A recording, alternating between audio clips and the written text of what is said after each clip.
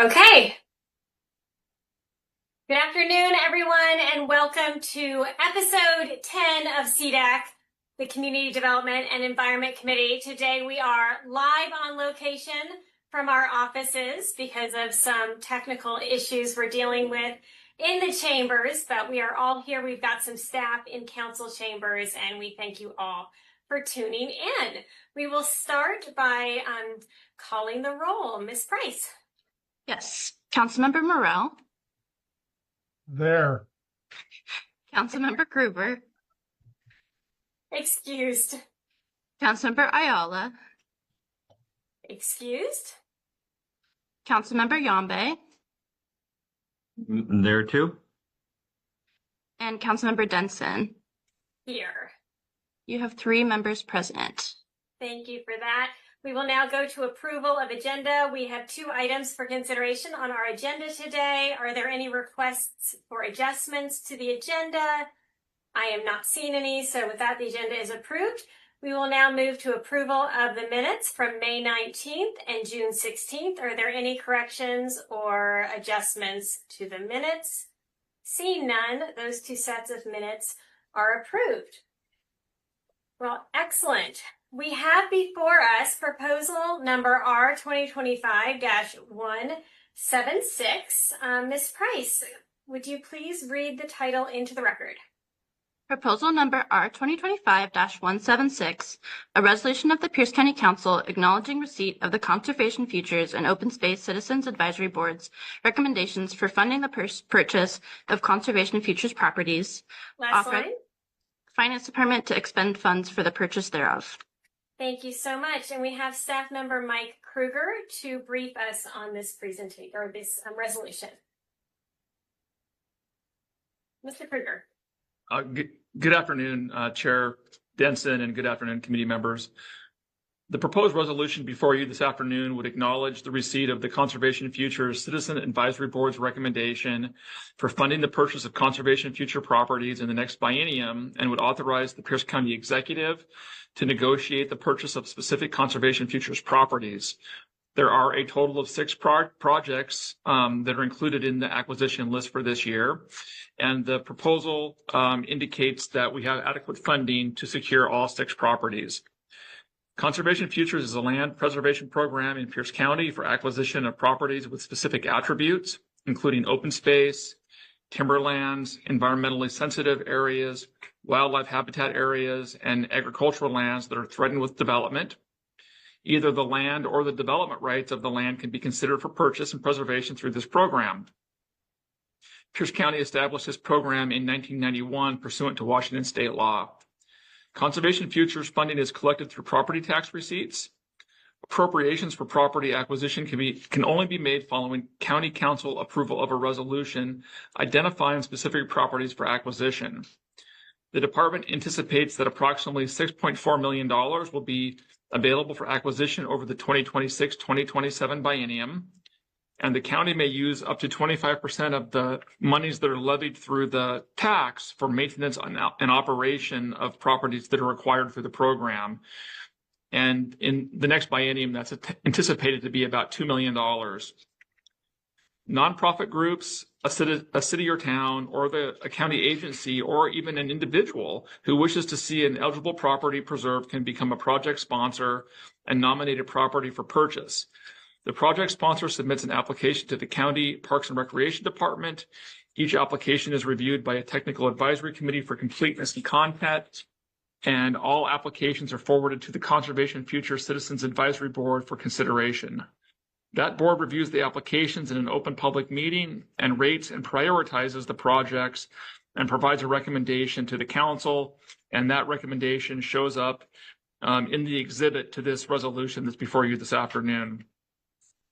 This afternoon, we have Chris Chapeau with the ORCA department here to provide a PowerPoint presentation that will describe the projects in more detail.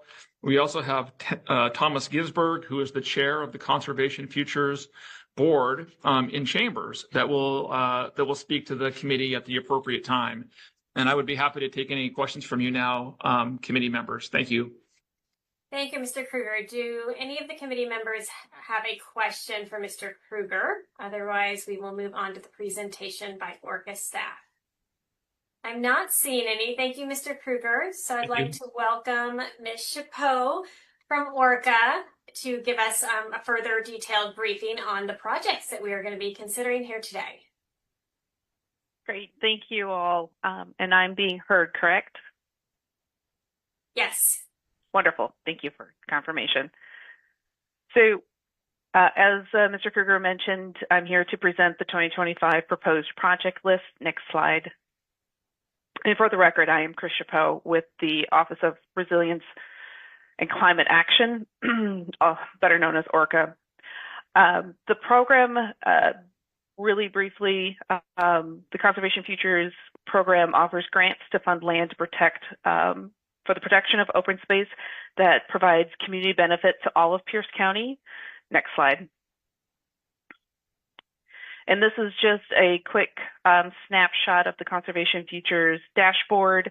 Since 1991, when the program was adopted by the county, the program has completed 152 projects for approximately 7,000 acres of conservation, provided through 22 different entities, and that's 14 municipalities within Pierce County, 4 nonprofit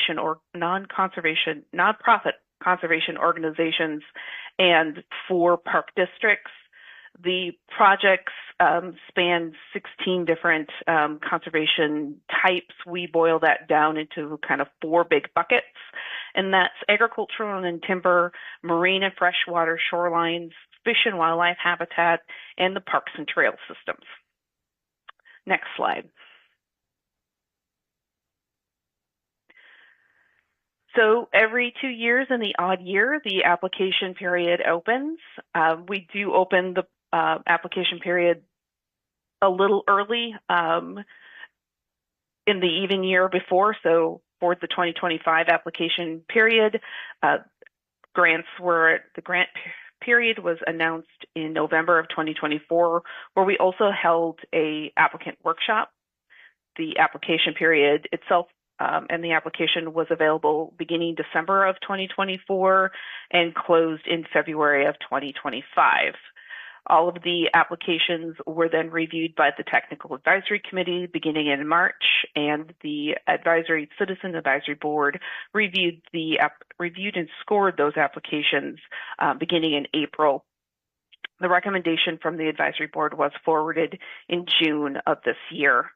We do expect to be able to send award notices to the awardees in October of this year, and funding will be available beginning in January of 2026.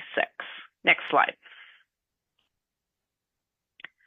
So overall, we have 6 eligible applications for a total of 247 acres of conservation. These projects are found in Districts 3, 5, 6, and 7, with a total request of just over $6.4 million. Next slide. This slide just shows you the breakdown of the advisory board's rank and score, along with the project's Conservation Futures Fund request and their match. Next slide. As Mr. Kruger mentioned, the Conservation Futures Fund does appear to have sufficient funding in the 26-27 biennium to fund all of the projects. We at the moment believe we'll have a beginning balance of about $470,000. That may change depending on projects that are to close this year, may or may not have one that falls off. But be that as it may, we have sufficient funding for the 6 projects over the next 2 years. I will point out that the 2027 revenue amount looks significantly larger than 26, and that is because the 2006 bond will be paid off as of 2026. Next slide. So this is what we came for, the summaries of each of the projects. I'm going to briefly describe each project and then if there's any questions afterwards. So project number 1 is the Pacific Lutheran University Prairie Protection Project. This is 10 acres of prairie habitat in the Parkland community area. This will be conserved through a conservation easement. So this is the only easement in this application round. This means that PLU will be the underlying landowner and the easement will be held, the protection will be held and overseen by the county. The conservation priorities protected are prairie land, open space and passive recreation, and trails and corridors. As you can see, this particular property is adjacent, although across the street from Tule Lake Road from the Parkland Prairie Nature Preserve. That is a county park. And the funding request is $1.5 million. I will also mention that we have been noticed that the RCO funding match to this project has been funded. Next slide. Project number 2 is a Pierce County Parks project. This is at Waller and Pipeline Trail. This is to expand the park system. Pierce County Parks will purchase about 13.24 acres there along Waller Road to provide a special use park. This fills a geographic gap in a high needs area for the park system. Active park along with trails and corridors. This also protects a portion of Swan Creek up in the very left-hand corner of your screen. The funding request is $927,000 and the receiving agency is Pierce County Parks. Next slide. Project number 3 is Falusi Bay Community Forest. This is approximately 77 acres. This is the first phase in a larger project from Greater Peninsula Conservancy. They are hoping to create a corridor that protects habitat and a habitat corridor around the Falusi Bay area. These parcels will be protected for passive recreation, nature exploration, management of a healthy forest and wildlife habitat. Conservation priorities protected are wooded areas, streams and rivers, fish and wildlife habitat conservation area. Funding request for this project is $930,000 and the receiving agency will be Greater Peninsula Conservancy or GPC. Next slide. Project number 4, Muck Creek Wetlands and Prairie Protection. This is 70 acres containing about 0.3 miles of Muck Creek tributaries, along with 38 acres of forested wetland and floodplain, wetland buffer, and that is adjacent to Muck Creek. This is an important area for salmon habitat. There's also an additional 32 acres of uplands, which contains scattered oaks and prairie soils for restoration to native prairie habitat. Conservation priorities protected with this project are fish and wildlife habitat, prairie lands, and open space and passive recreation areas. The funding request is about $1.1 million, and the receiving agency is the Nisqually Land Trust. Next slide. Project number 5, back in the Key Peninsula. This is the Little Minter Creek Forest and Wetland Project.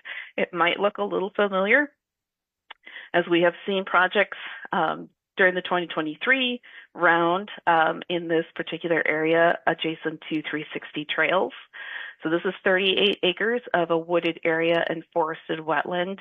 It's there to is proposed to protect the Minter Creek stream system that will help to promote salmonoid species.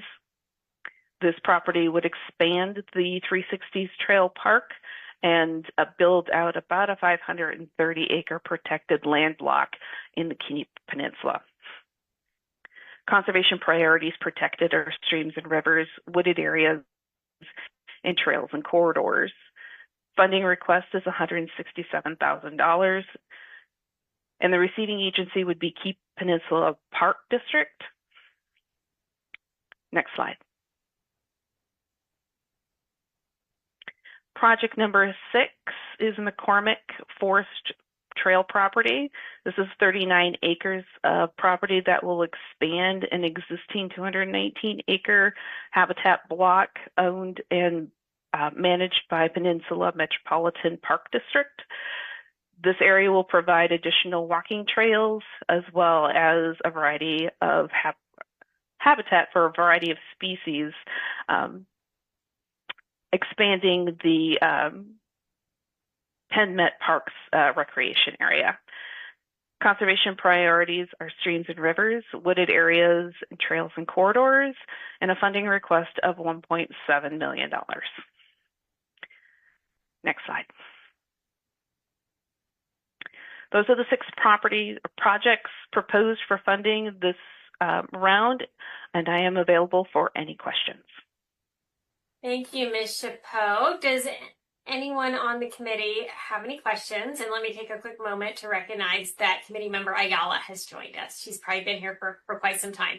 That's the problem with the Zoom screen, though, because unless I scroll, I don't see who's here. Committee member Morrell has a question. Thank you, Madam Chair. I guess my question goes to the scoring of these particular pieces of property. In that, scoring is done by committee or by staff? Yeah, the scoring is actually done by each of the committee members and then compiled into one score. Okay. Do you see great fluctuations within the scorings of individual committee members, or are they pretty much within a reasonable percentage? They're within a reasonable range. Okay. And remind me again how the committee members are selected. Do they represent a geographic area or the county as a whole? Yeah, so we have 18 members in total, 1 each from each of the 7 districts, a tribal representative, an agricultural representative, and 2 small city representatives, and an at-large. Okay, thank you. Thank you, Madam Chair. Thank you. Next, I'm going to go to committee member Ayala. Thank you, Chair. Just a quick question, and I missed the first 3 minutes of the meeting, so if this was covered in the first 3 minutes, I'm sorry. Could you, related to the scoring, could you share how many applicants there were? And my assumption is that the line is drawn based on funding availability, so if that's incorrect, what would that look like? Yes, so we had a total of 7 applicants, 6 of which were determined to be eligible, and the total funding request is under the amount of funding we have available. Got it. And then a second question related, it's on slide 9 related to the Waller Road and Pipeline Trail. I'm making assumptions, but it looks like there might be 3 private properties there that kind of set the boundaries of what is possible, or are there reasons why those boundaries are just a little off? Why you have the weird little yeah. So yes, those are 3 private properties that we'll have conversations at a later time with those property owners. Got it. All right. Thank you so much. Appreciate it. Thank you for those questions. And I'll just add that I served on the Conservation Futures Citizens Advisory Board for a number of years before joining City Council in Gig Harbor. And then I had to get off because you can't be an elected official. And I really was torn by that decision because this is an amazing group of individuals. I know that Mr. Kruger mentioned it, but before the citizens group scores and tallies, and they tour, they get presentations. It's very, very thorough before that even happens, there's a technical advisory committee. I know Mr. Kruger mentioned that of staff and experts in all the areas that also really vet these applications. So it's a long and tough process. And at least when I was on the Citizens Advisory Board, I remember having conversations. There were some people who were really hard graders and other people that may have been more generous graders, but they're going to grade all the applications that way, either really, really tough or maybe a little bit more generous. So across the board, it still makes sense in regards to the scoring. So it was a really, really thorough process. And in regards to having like such a large group of individuals, there's a lot of really tough questions to the applicants and to staff to make sure that we are spending public dollars in the best way and securing properties that again are going to be of benefit to the community forever and ever, because these properties are kept in perpetuity, whether that's an easement or fee simple. Committee member Morrell, you had another question? Yeah, thank you, Madam Chair. On all these, we have the breakdown on total purchase price, funding request, and matching funds. Of these 6, is the funding request that they've asked for is going to totally purchase the property? Yes, it'll purchase the property fee simple or the development rights for the conservation easement. So we do have one easement where we're not actually purchasing the property, we're just purchasing the development rights. But there Okay. is a match requirement. Is that what you're asking? And there is a match, yes. Okay, so the matching funds that are showing are the funds they have available to put to the projects that would be 100% of the purchase price, is what you're saying? Yes, so the conservation fund request plus the applicant's match is the total dollar amount that will purchase the property. Okay. And how many of these properties, I haven't really looked, are within the county's urban growth area? There's only one within the urban growth area, and that's the PLU project. Okay. And can someone tell me, yourself or Mr. Crew, is that buildable land? It is developable and it is zoned for medium density housing, but it is not utilized in that way since it is the South Campus of Pacific Lutheran University. But if PLU did want to sell it, could it be used for housing? To the best of my understanding. And PLU has approached the county wanting to sell the development rights so that they could do what with this piece of property? Yes, they are selling the development rights so that they can conserve the property and restore it back to a native prairie system. And is there a timeline and a master plan that they have before we give them the $1.5 million, or is it up to them to develop their own timeline and their own master plan for doing this restoration? They have worked on a restoration plan that's at a high level. The timelines are on them. They do need to provide a management plan to the county within 1 year of closing on the property.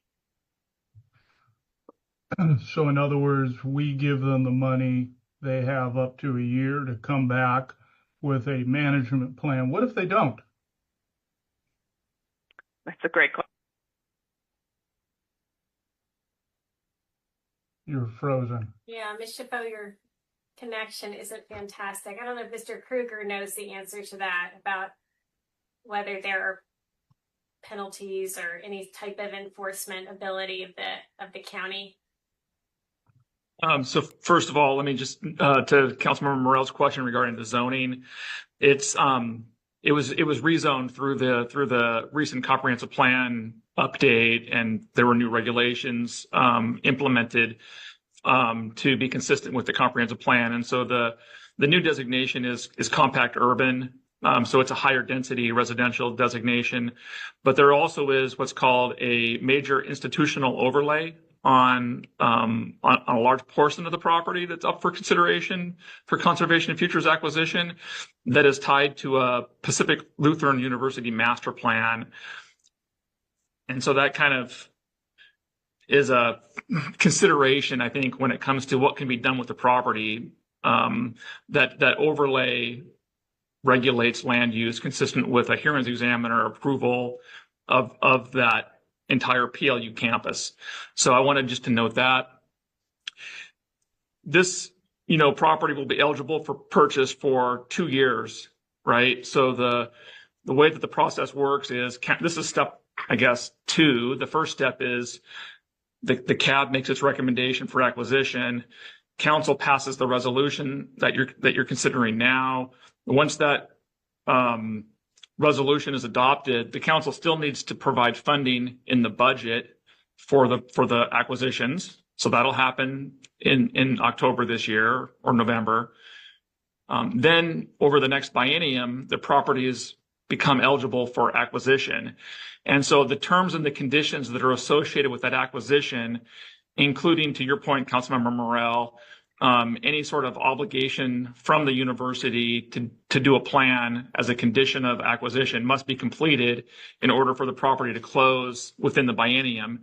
If the properties don't close within the biennium, so by the end of 2027, they'll no longer be eligible for acquisition under this program. The funding would return to fund balance, and there would have to be a new application submitted to the county for consideration through the next cycle. And I see Chris is back on, and if I misstated any of that, Chris, please correct me. Nope, that all sounds correct. Okay, so it's my understanding, Mr. Kruger, that due to the change of zoning, the upzoning, it is now zoned compact urban, which means they could put multifamily units on this property. With an amendment, I would say, to their major institutional overlay designation and master plan. And so it would be a multi-step process involving the county and the hearings examiner to modify that.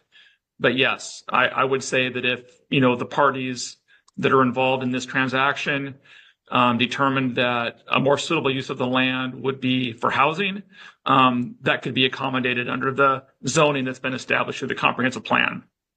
Okay. Yeah, my concern with property like this is we're in a housing crisis, and we're basically setting aside buildable land within our urban growth boundaries. This is an area that's been targeted for growth, and yet we're going to do a set aside in a location that is critical to have development. So on this one, I have a tough time supporting this one. And plus the fact that we're just buying development rights on this particular piece of property and losing somewhat control or not giving it to a agency that we have a long-standing collaborative work with. So, I have a tough time with this one, so I'm not sure if I'm going to support this moving forward, but thank you. Thank you, Committee Member Morell. If there aren't any other questions at this time, I would like to invite up Thomas Ginsberg, who is the chair of the Citizens Advisory Board, to make a few comments. Thank you so much for your service, Mr. Ginsberg. Thank you, Chair. Thank you, esteemed council members. I am Thomas Ginsberg. I represent on the board small towns and cities. I live in DuPont in District 6. I've been on the committee since November of 2018. And it is, I just cannot words cannot express how proud I am of the Citizens Advisory Board this year. Many new members coming on board, and all the hard work and effort that they put into reviewing the applications, scoring the applications, being present, being engaged, and having meaningful conversations that results in this ranking.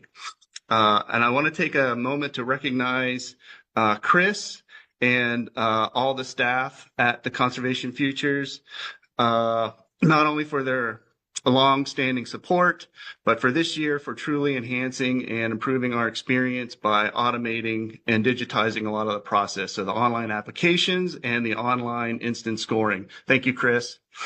And then, of course, thanking the sponsoring agency and all applications for giving us a great 6 great applications this year to score and review. And all of the sponsoring agencies have an established track record, successful track record of bringing these applications to successful completion. So yeah, we have great opportunities. Really, I'm excited about the opportunity to preserve and protect the rare and threatened prairie in Parkland and Muck Creek, to enhance the pipeline trail with a very special node by adding active and passive recreation along that trail, and then protecting at a landscape scale habitat and natural corridors out on the Key Peninsula and the Gig Harbor Peninsula. And while the recommendation packet before you represents cold hard facts and budget, what this actually presents is an opportunity to protect, preserve, and restore spaces for community to come, rest, reflect, recreate, share, and connect. My 20-year stewardship journey in the environmental field in the county, I've made a lot of lifelong friends. Not only do we share blackberry scars, but we share the amazing, the ability to exhilarate over blooming camas in a prairie, and then returning salmon in Muck Creek. So with that, the board's vote to approve as recommended to the full council would truly honor and honor that journey. And then it also represents perpetuating the legacy of the conservation program. So thank you, Chair. Thanks again, Chris. And thank you, esteemed council members. Thank you, Mr. Ginsburg. Very, very well said. And this is a very hardworking committee, especially this year and the odd years. They work really, really hard, and we're very thankful for their service. Okay, this is a public hearing. So at this time, I would like to invite members of the public to provide comment on proposal number R 2025-176. Is there anyone in chambers other than Mr. Ginsburg that would like to make a comment? Please come up to the podium. I can't see anybody. At this time, Madam Chair, there are no members of the public present. All right, perfect. Then we're going to move to Zoom. Is there anyone on Zoom that would like to make comments? Please state your name, direct all comments to the chair, and keep your remarks to 3 minutes. Mr. Weinsbury, do we have anyone? Yes, Madam Chair. It looks like we have 2 hands. The first hand is Daniel. Please state your name for the record. You'll have 3 minutes. Nathan Daniel, and I have no idea if you can hear me. We can hear you. Okay, thank you, Madam Chair. Appreciate this. My name is Nathan Daniel. I'm the Executive Director of Great Peninsula Conservancy, which is a local accredited land trust that serves West Pierce County. So that includes Key Peninsula and Gig Harbor Peninsulas. I want to thank the committee, the county council, the county staff, and the Citizens Advisory Board for your commitment to conservation in Pierce County. GPC has been partnering with you all at the county through Conservation Futures program for more than a decade, which has made possible the conservation of hundreds of acres that benefit people and wildlife in Pierce County. The Conservation Futures program plays a valuable role in our region, and projects funded through the program contribute to and align with many of the goals and responsibilities of the county under the Growth Management Act, including preservation of open space and contribution to salmon recovery, alongside increasing public access to natural spaces. The Conservation Futures program makes it possible for sponsors to bring in matching funds from private, state, and federal sources, like we're doing in this grant round, to support projects that benefit our local communities. And I'd say that this year, the suite of projects from sponsors across the county are worthwhile and will help retain the natural characteristic of our region. And I'd just like to reiterate that I appreciate this committee's support to the program and projects, and thank you, and my comment. Appreciate it.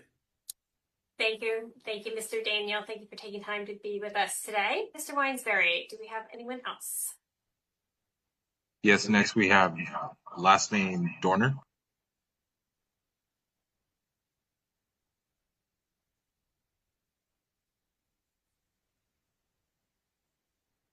Hi, can you hear me? Yes, please proceed. Excellent. Thank you, Chair Denson. This is Jeanette Dorner. I'm the Executive Director of the Nisqually Land Trust. We are another sponsor in this year's list.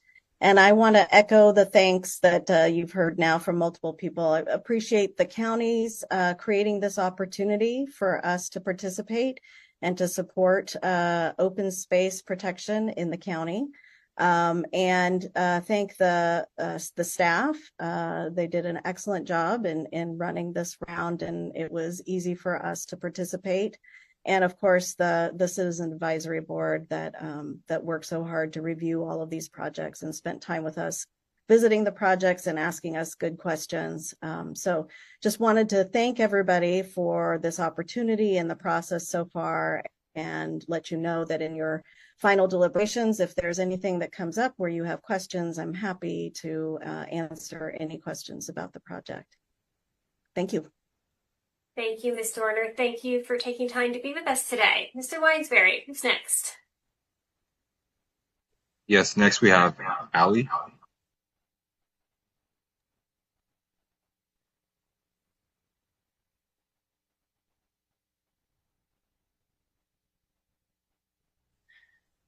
Good afternoon. My name is Ali Busich. I represent Peninsula Metropolitan Park District. Thank you, Madam Chair and Committee, for this opportunity to speak to this proposed resolution. We would also like to thank staff, the Citizens Advisory Board, the Committee, and Council for their work on this program. PennMet Parks supports this resolution and the Citizen Advisory Board's recommendations. We further support funding the McCormick Forest Trail Acquisition Project. This property would provide community benefits to all of Pierce County by protecting nearly 40 acres of undeveloped forested land and creating new opportunities for passive recreation, including walking trails and nature viewing.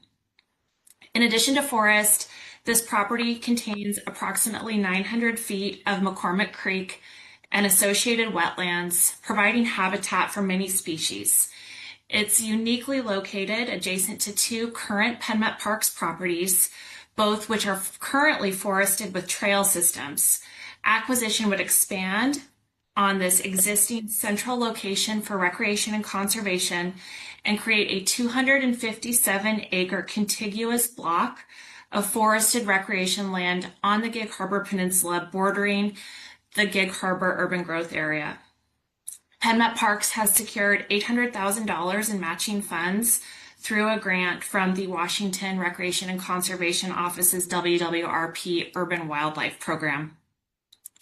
This acquisition aligns conservation futures and local community goals. Acquisition would support conservation futures priorities for open space, passive recreation, wooded areas, and streams and rivers.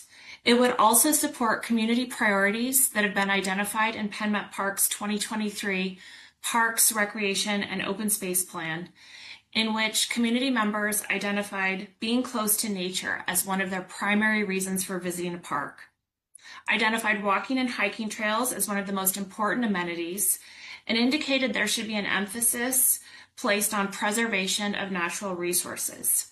Conservation Futures funding to support acquiring the McCormick Forest Trail property would advance these mutual goals and benefit our broader community. Again, thank you for the opportunity to express our support. We appreciate your consideration. Thank you, Mrs. Busich. We appreciate you being here today. Mr. Weinsberry, who's next? Next we have Stuart. Hi there. Thank you very much for the opportunity to speak today. And once again, I'd like to thank everyone who's been involved in this. And it's a wonderful program you have here with Conservation Futures. I was listening to Councillor Morell, and I agree there is a housing crisis, but there's also a major conservation crisis. As some of you may already know, we lost something like 33% of our birds between 1966 and 2016. And it's projected we're going to lose 50% of our birds across the US by 2030. So it really is important to protect our green spaces because birds, along with bees, are our great pollinators. So, we're particularly concerned about that at the Tahoma Bird Alliance, and we appreciate everything that's being done to preserve our green spaces to enable birds and other wildlife to thrive. If anything, I would say we would argue for doing more on the Conservation Futures program and putting more funding towards Conservation Futures because we only have one green environment, and once it's gone, it's gone. And I particularly endorse what was just said by Ali, the previous speaker. People thrive in green environments as well as wildlife. So, we support everything you're doing here and appreciate it. Thank you very much. Thank you, Mr. Early. Thank you for being with us today. Mr. Weinsbury? And last, we had Nixon.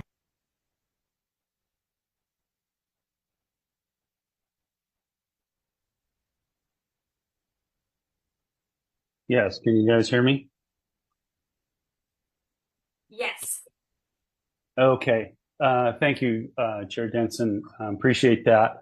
My name is Steve Nixon. I'm a commissioner with Penn Met Parks out here on the Gig Harbor Peninsula, and originally wasn't planning to speak today. I was just logging in to watch the experience, and but Council Member Morell's comments I actually very much appreciated. And as I've thought about this, I'll speak in particular for the acquisition that Penn Met is working on with GPC. And again, I just think about the partnerships with Penn Met, GPC, Pierce County, and your leadership, as well as the state, in making these things happen and having these agencies work together. I think it's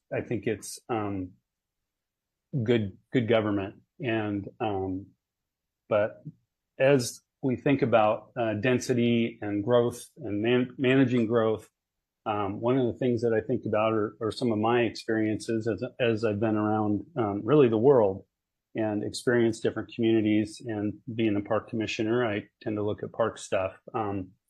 Spending time in Central Park in New York City and talking about density and the opportunity for growth. As we look at these markers in time and the opportunities that we have to create such spaces as growth occurs around it, I think is important. And with this, I think Councilmember Morell has a very valid concern, but also the opportunity does pass us by. And when we all are able to sit back and look at what we were a part of, 50, 60, 70 years down the road, I think we all would like to recognize that we be a part of conserving that which makes this area so special. So I personally don't think you can overstate the value of the Conservation Futures program and what it brings to the citizens of Pierce County. So with that, thank you for your time.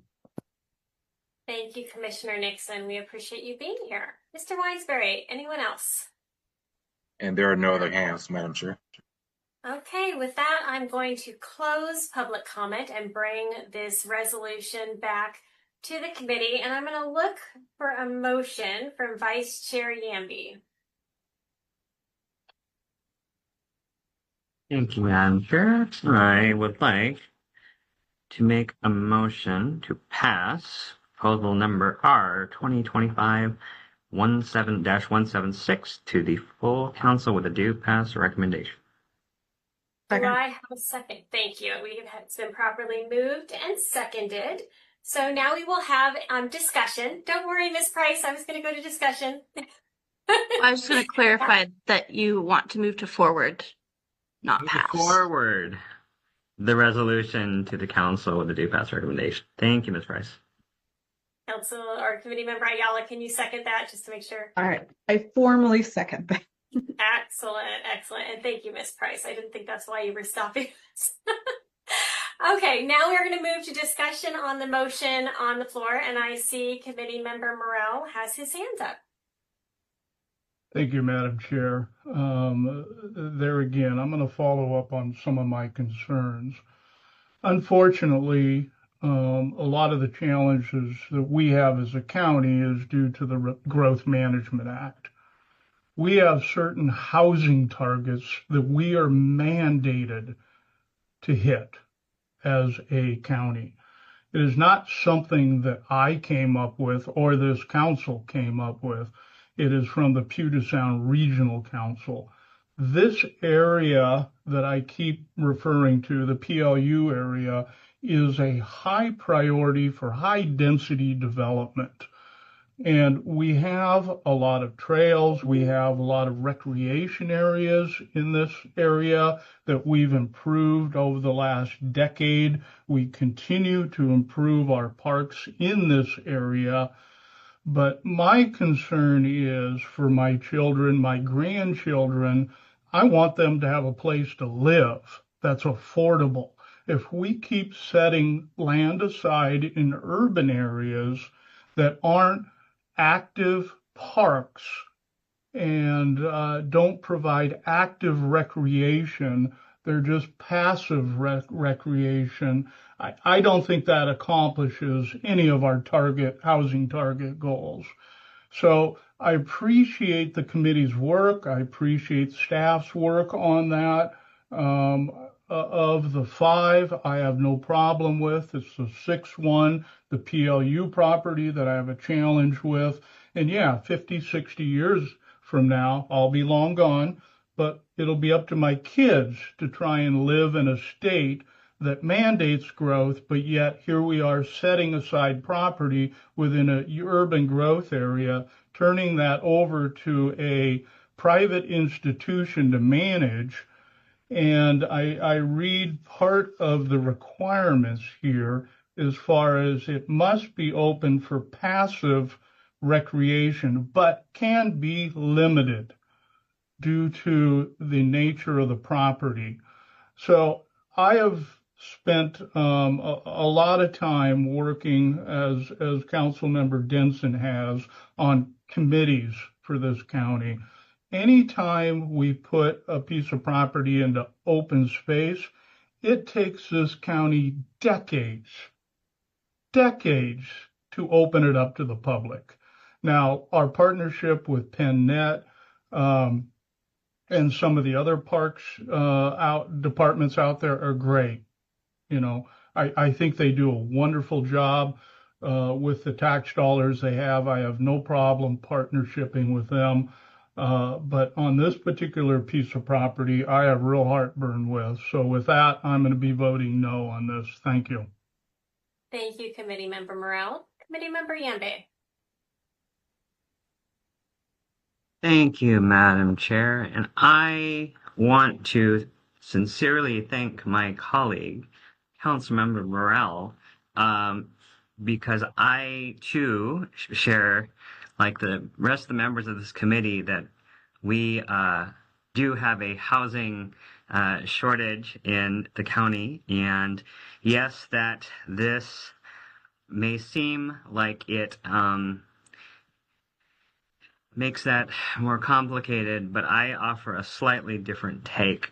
I believe that here we do not need to choose between more housing and housing availability and options and environmental protection and conservation. Parkland's history as a getaway from Tacoma, and they liked it because, you know, the settlers came out, notwithstanding the tribal members, you know, liked it for its park-like nature and, you know, incredible Gary Oak and the purple camas flowers. And, historically, the Nisqually and Puyallup tribe considered the site very in common where they traded and harvested plants, including camas. And so there's a lot of, historical importance of this and historical preservation or even restoration of prairie lands in Pierce County. We only have, let me double check. I think we only have a very limited amount of prairie lands, unlike we used to have before. And it's incredibly important that we preserve those ecosystem with the prairie soils and Mima mounds. And so, look, we do have a housing crisis. I could talk about, how, we should probably talk about incorporation of Parkland and other areas so that they can further decide their own destiny and have these additional options. But I think that this is an important signal in preserving land.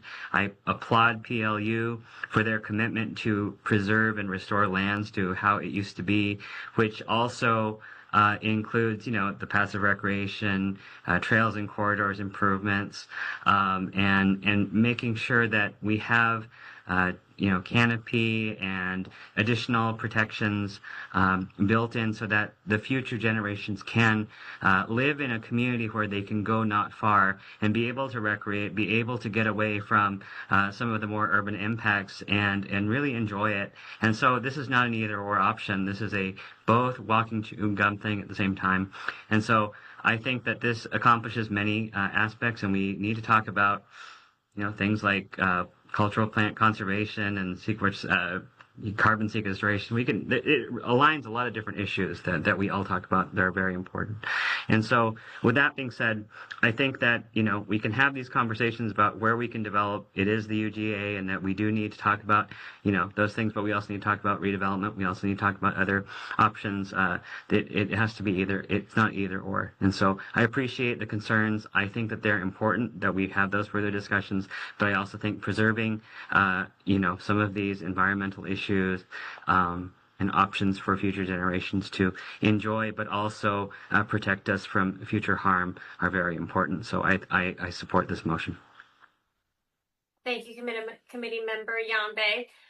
If there aren't any other comments or questions, I'm not seeing any, then I'm going to urge the committee to vote yes and forward R 2025-176 to the full council with a due pass recommendation, as was moved by Councilmember Yambe previously.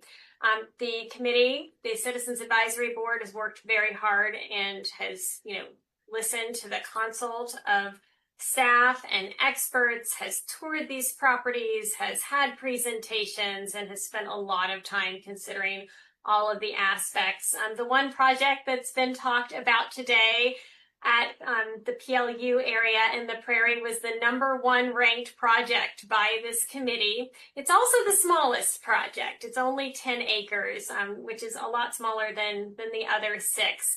And we recognize that there's not a lot of open space in these rapidly more densifying communities.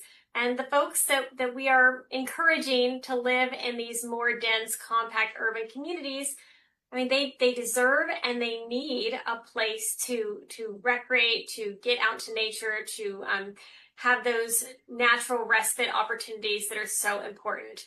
And the fact that this is prairie land is especially important. That is just precious. I don't remember the figures, but I did a tour with DNR down in Thurston County of some of the remaining prairie there.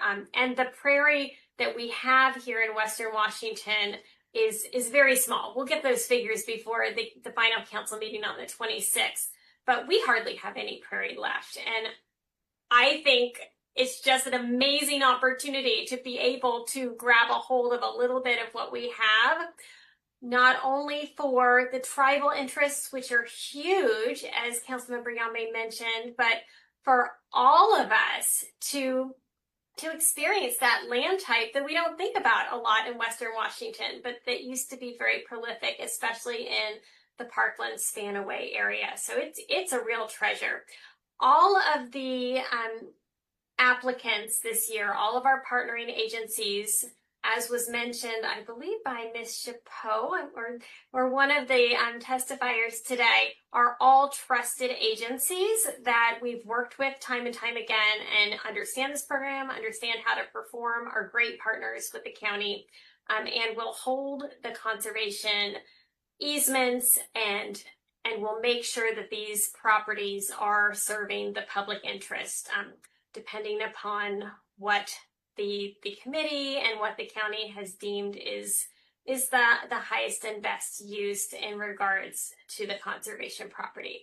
So I encourage a yes vote today, and with that, I will have Ms. Price call the roll. All right.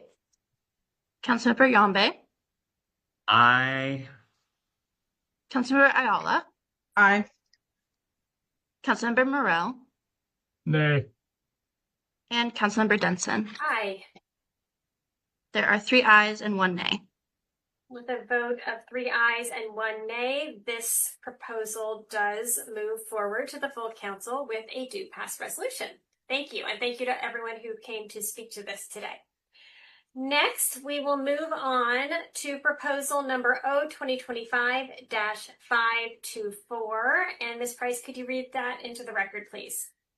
Proposal number O-2025-524, an ordinance of the Pierce County Council amending Chapter 2.88 of the Pierce County Code, Structures of Historical and Architectural Significance, adopting findings of fact, and setting forth an effective date. Excellent. Thank you. And I believe I'm going to turn to Mr. Tom Swanson for a briefing. Thank you, Chair Denson. As the proposed ordinance before you would amend Chapter 2.88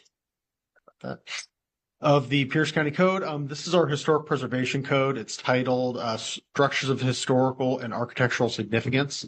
The proposal would also adopt findings of fact, and it would set an effective date of September 1st of this year. The county operates historic preservation programs and is the certified local government, which CLG is the acronym we use for that, under the Federal National Historic Preservation Act of 1966. To maintain the CLG status, the county is mandated to keep both a historic preservation commission and a local registry of historic places. The Landmarks and Historic Preservation Commission does fulfill this task, and they are also tasked with identifying and conserving historically important places and promoting the preservation for our community. The current Chapter 2.88 has not really seen a substantial update since 2007. Ms. Becca Book from Planning and Public Works will be providing you with a presentation detailing the specific changes that are being proposed in this update. There's a lot of administrative work being done since there hasn't been a large update in a while now. But generally, the substantive updates can generally fall into a couple of categories. One is improving the operations, recruitment, and retention of the Landmarks and Historic Preservation Commission. You'll also be updating the criteria regarding the Pierce County Historic Register. You'll also be adding into the code the honorary and heritage road naming program that council created last year. That'll be being added under the scope and function of the Landmarks and Historic Preservation Commission. And then also another substantive change will be clarifying which properties do qualify for there's a special tax valuation for historic properties. Your updates today will clarify the requirements for participating in that special tax valuation. There is both a fiscal and an equity analysis that have been included in your packets. And with that, as stated earlier, Madam Chair, we do have Ms. Becca Book from Planning and Public Works to give a presentation. I will note she has a written staff report that I believe are the last 4 or 5 pages of your electronic packet. That written staff report acts as a really good guide for the PowerPoint presentation she's going to be going through for you. It provides more detail than the slides do. Great. And Thank with you, Mr. Swanson. Any questions for Mr. Swanson before we let him go and invite up Ms. Book? I'm not seeing any. All right. If Mrs. Book could come up, we will We have her on the call. She's not in. There she is. Okay. Please proceed with your presentation. Good afternoon, council members. My name is Becca Book. I'm in the Long Range Planning Division, and I am here today with my historic preservation cap on. Next slide, please. Go to the next slide. There we go. So our Landmarks and Historic Preservation Commission has several responsibilities. Since we participate in the Certified Local Government Program, that commission is able to assume certain responsibilities of the national and state historic preservation offices, which includes reviewing national historic register nominations, issuing grants, and approving special tax valuation, which reduces taxes for owners restoring historic properties. To maintain this certified local government status, Pierce County has to maintain a historic preservation commission and a local register of historic places. And that is the purpose of PCC chapter 2.88. And as Mr. Swanson mentioned, it's a bit out of date. Next slide, please. So our process for reviewing and finalizing these amendments began in March of 2024. We got some direction from the Economic and Infrastructure Development Committee as part of their review of our annual historic preservation grant that we consider ways to improve recruitment to this program. And they also had some comments on the way that the historic preservation was done in the county. And so that began the process of these code amendments. Throughout the winter of 2024 and early 2025, I worked to amend the code and review it with the State Department of Archaeology and Historic Preservation, our county archaeologists, and the executive team. In April of this year, the Landmarks and Historic Preservation Commission reviewed the amendments and recommended approval of them. And now I am here before you today to begin the council process. Next slide, please. So these amendments include a number of housekeeping amendments. There's a new section entitled Purpose, which some, but by no means all, of the chapters in our code have. It aligns with other chapters and states that the purpose of this chapter is to identify, evaluate, designate, and protect historic resources in unincorporated Pierce County or in incorporated areas with whom the county has an intergovernmental agreement, and to preserve eligible historic properties through a grant program and through the special tax valuation program. We also added definitions. Most of those definitions are adapted either from the Washington State Department of Archaeology and Historic Preservation or from the National Register of Historic Places. And there are a few changes to improve consistency with the Certified Local Government Program. Current code references a hierarchy of historic properties. That wording was struck. It's unclear how it would be implemented, and the intent of the striking the reference to a hierarchy is to ensure equal protection for all registered properties. We also removed language suggesting that archaeological sites should not be protected after they're excavated. That would actually put us into conflict with some state laws. So we'll clarify things for future folks. And then we are clarifying which properties are eligible for special tax valuation. That program is established in state law. It essentially allows properties to be taxed at a lower rate for up to 10 years, and that rate is calculated by subtracting the actual cost of the rehabilitation of the historic property from the property's assessed value. Current code has a circular reference where current code says to look at the state law for what properties are eligible, and state law says that the local jurisdiction establishes which properties are eligible. So we clear that up and we just say any property on the Pierce County Register would be eligible for the program. Next slide. And so these are a set of amendments to reflect current procedures and processes. Funding for historic preservation comes primarily from the document preservation surcharge. It's a $1 fee for every document recorded, and additional funding could be provided at council's discretion. There was a clause requiring Planning and Public Works to provide funding, and that has been removed. PPW has not in the past provided funding to this program. And then we're also clarifying the responsibilities of the commission. There is a limited list of the activities that the commission might undertake. It has been expanded to include serving as the local review board for the Historic Preservation Tax Valuation Program, providing recommendations on historic roadway names, providing other recommendations on historic preservation and related functions. For example, if the council were to ask the commission to provide information on something in that area, and educating the public on maintaining or rehabilitating their historic properties. The process for nominating properties to the register was not clear in existing code. So a few things were established that have been done in the past, but just made it clear in the code. Those include the fact that anyone can nominate properties to the register. There's an existing form on the Historic Preservation website for this purpose. It clarifies that written notice of the public hearing must be sent to the authors of the nomination, any lessees of the property, and the owners of record. And it amends the timeline for written notifications to 10 days before the hearing.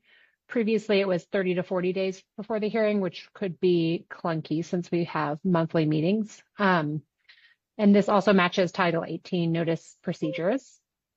And it establishes that consent of the owner is required before adding their property to the register. In the case of historic districts, consent of 2/3 of affected property owners would be required. And it also clarifies that while the commission makes recommendations on nominations, final action is taken by council. Final point on this slide, the process for reviewing demolition or alterations to historic structures. We clarified some exemptions, including that property is in an incorporated area that does not have an intergovernmental agreement would be excluded from review by the commission. Ordinary repair and maintenance may be done without any additional review.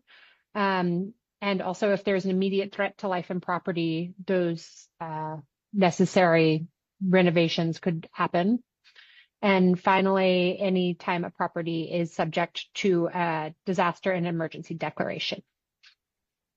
And then the commission's role in this process is to make a recommendation as to whether a permit for demolition or alteration should be issued or denied, but the final decision is made by the Development Services Division. Next slide, please.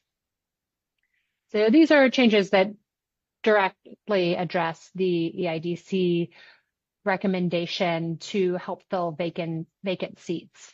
Current code requires the commission consist of 11 members with specific professional requirements for the at-large positions, leading to some recruitment difficulties. The proposed changes aim to improve recruitment and retention by broadening professional categories for at-large members, which could include individuals selected from among the disciplines of architecture, archaeology, conservation, library science, or related disciplines. So you could potentially have 2 architects or 2 library sciences or something. There is also an exception to the residency requirement for at-large members. And language was added to ensure commission actions remain valid even if vacancies exist. The commission terms are proposed to be extended from 3 to 4 years, which is consistent with other county commissions. Separate resolution will be needed to extend the terms of existing commissioners if that's desired. And then we are clarifying that commissioners have a 2-term limit and there must be a minimum 1-year break in between terms that's consistent with county charter. Next slide. And so there's also some changes to the criteria for inclusion in the Pierce County Historic Register. Our register currently includes 48 properties, quite a number of schools, as well as some private homes and churches and 1 historic district. If the property is on the register, the commission reviews permits for alteration or demolition and then makes a recommendation on that to Development Services. It also comes with some benefits, including being eligible for the Historic Preservation Grant and for the Special Tax Valuation Program. So to improve clarity and consistency with federal criteria, the following changes are proposed. We're going to move all of the criteria into a distinct section with a clear header saying that this is the criteria for designation of properties. We're also going to remove the list of building use types that may be included in the register. It's a number of examples of everything from taverns to brick warehouses got a specific shout out in there. And we understand that taking out those specific categories improves consistency with state and federal registers, which focus on whether a property is associated with significant events, persons, or architectural styles from county history rather than the type of building. And then we're creating a more inclusive criteria, allowing a diverse range of properties to be considered through those amendments. And that is my last slide, but I'm happy to take any questions. Thank you, Ms. Book. Appreciate your presentation. A lot of work has been done. What questions does the committee have? All right. Oh, council member or committee member Morel, go ahead. Okay, thank you. Thank you, Madam Chair. Thank you for the presentation. Thank you for the work on this. I know it's been a long time coming to try and bring parity to this committee and, you know, direction. A couple questions. Who requests the historical roadway naming? Who can make that request? There's not a limit on who can make the request. We have procedures that have been adopted by the commission. It's not outlined in county code. We're in the middle of making a form. We have it drafted and we're waiting to tell a future Landmarks and Historic Preservation Commission meeting to have them review the form. It does state in our procedures that we'll notify all property owners within a radius of the sign. I'm fairly certain it's 300 feet, and any properties that abut that road immediately. But it doesn't limit who could request it. It does say we'll give priority to any requests made by elected officials of tribes with treaty rights in the area or their designees. Okay. Do they have to go through our county sign making company, I guess? Or how does that go? Can someone just throw up a historical road naming? They would ask us to approve. They would submit a form. I would help, or whoever is in the staff liaison role for the Historic Preservation Commission would help schedule a public meeting. The Landmarks and Historic Preservation Commission would recommend approving the name or not. It would be forwarded to council. After council votes on it, staff work to install it through the Office of the County Engineer.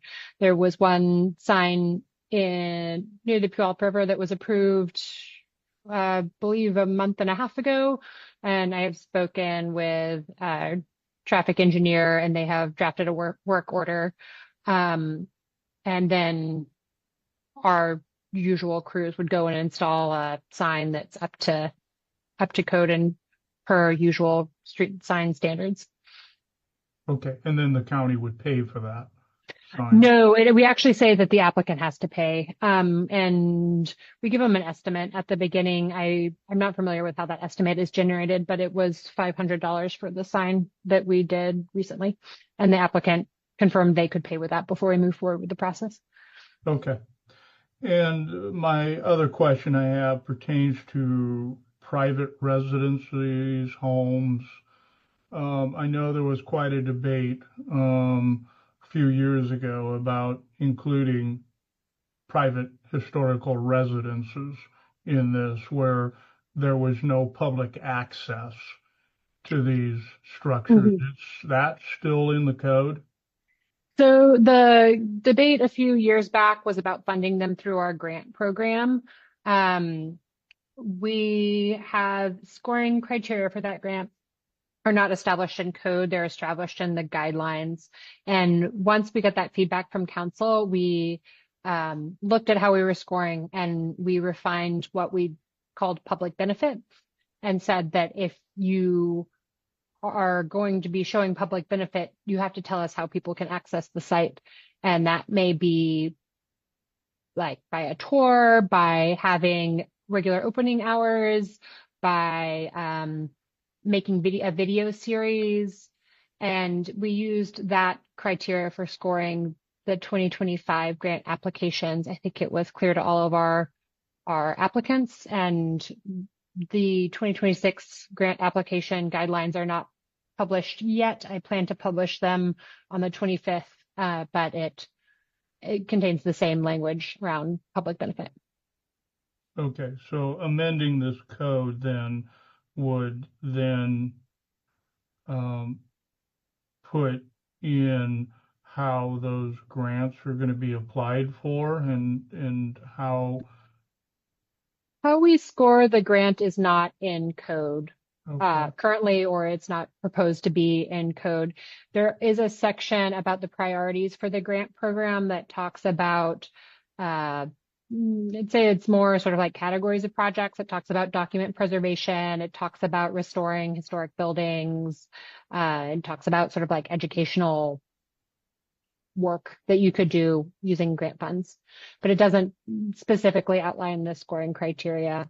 We've tweaked those often enough that it seems like it might complicate things to have it in code, but it's a possibility.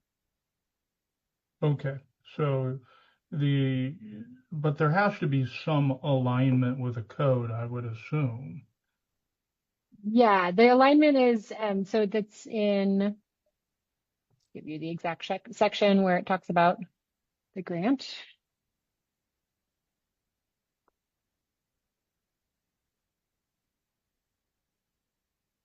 Is 2.88.20C. Thank you. Yeah, and so it doesn't becoming B. It's C now. It's becoming B. So it doesn't say, the exact number of points we're going to have. I suppose it could. It just talks about the types of the priorities of the grant. Okay, and I don't want to kind of dilute what we're doing here, but is there anywhere within this code that says all capital must be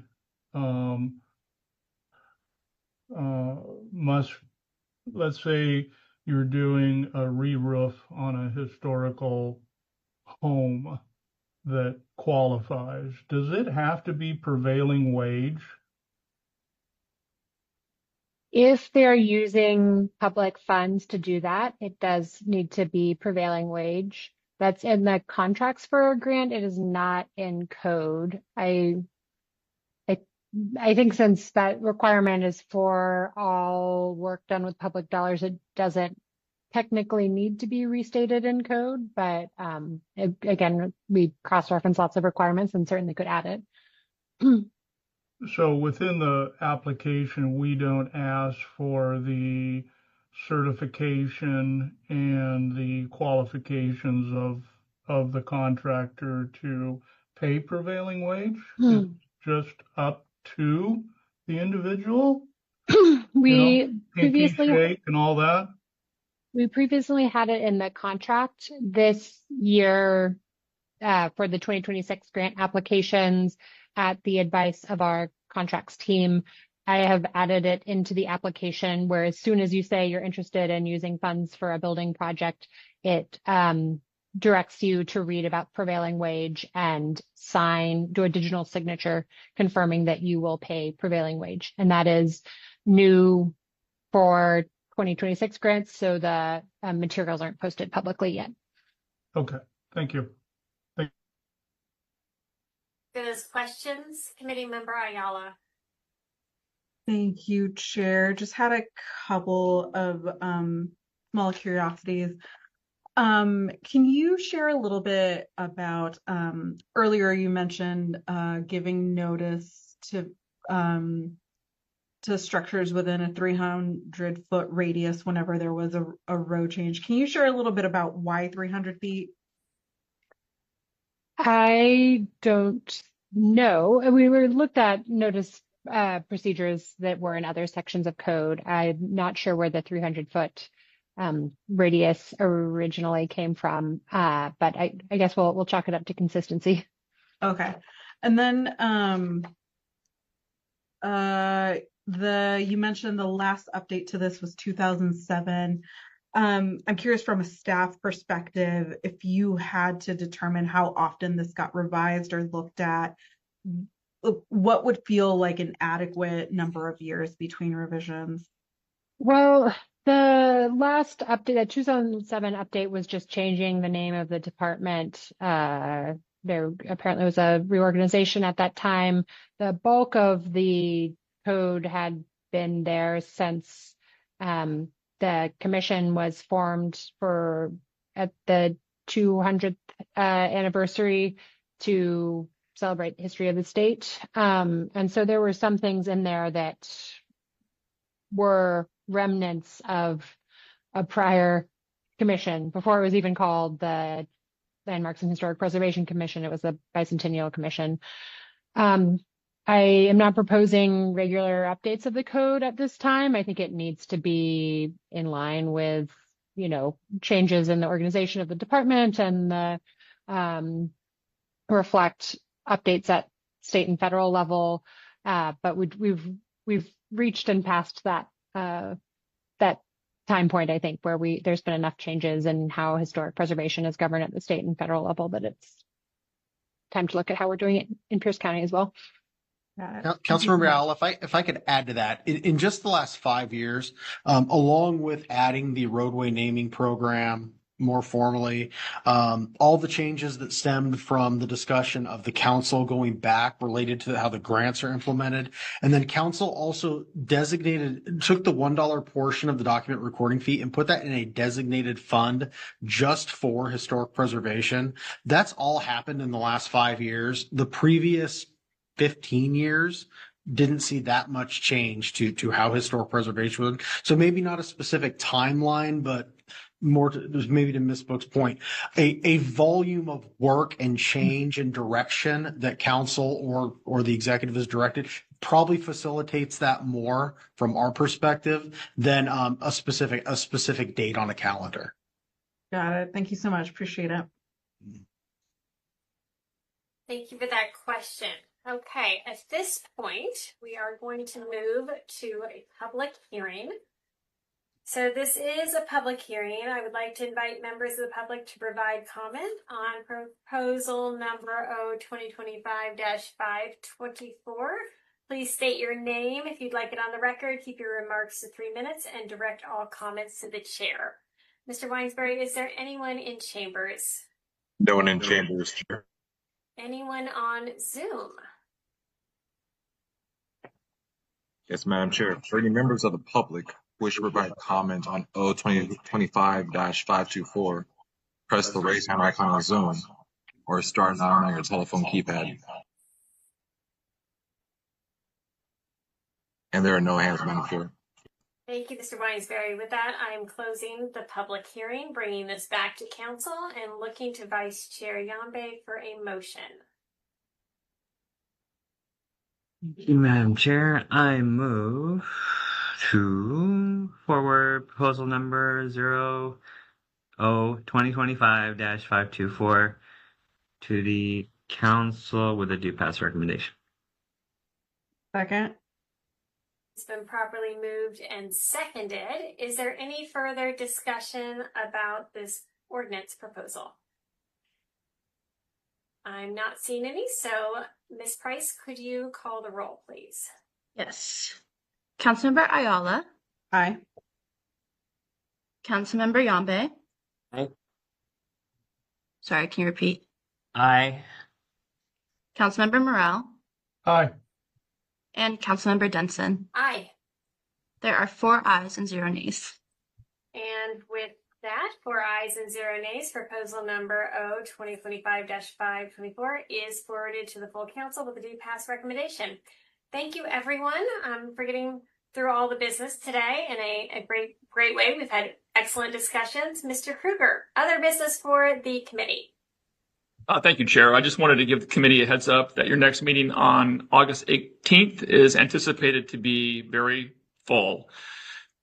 First up, we will have cultural resource protection, including a SEPA exemption for your consideration. We're anticipating a lot of discussion regarding that particular item. And then following that, we have 4 interlocal agreements with our metropolitan park districts related to park impact fee and real estate excise tax funding. So that's a total of 5 bills for that committee hearing. And to add on to that, we have a presentation from the Pierce Conservation District providing their annual report, which is an obligation of their interlocal agreement. So busy meeting in 2 weeks, Madam Chair. Awesome. Episode 11 will be packed with excellent programming. All right. I'm not seeing any further comments or questions. So with that, we are adjourned.